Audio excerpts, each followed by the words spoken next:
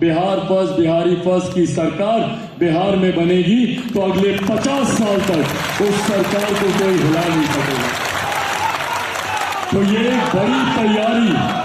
एक बड़ी तैयारी चुनाव को लेकर हम लोग कर रहे हैं। इसीलिए कुछ लोग कभी कभी बोलते हैं कि भैया चल रहा है कि आप मंत्री बनेंगे, ये बनेंगे।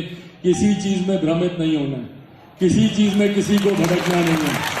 साल भर के लिए मंत्री बनने का भैया किसी को लालच नहीं है। और मेरी रगों में तो एक ऐसे नेता का खून है जिन्होंने कुर्सी को ठुकराने का काम किया।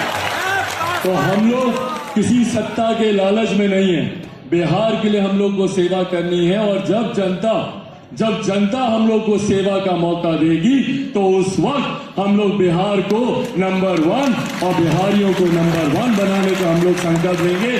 और उस संकल्प की नींव यहीं से शुरू होती है। नमस्कार दोस्तों, मैं पवन पासवान। सबसे पहले तो आप सबको हाथ जोड़ के नमस्ते कर रहा हूं। जैसे कि अभी आपने देखा, चिराग भैया ने खुद अपने मुंह से कहा कि बिहार को नंबर 1 बनाना है।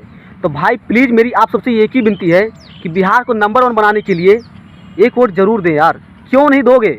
लालू कालू भालू को तो बहुत दिए यार वोट। एक बार चिराग पासवान को मौका दे के देखो।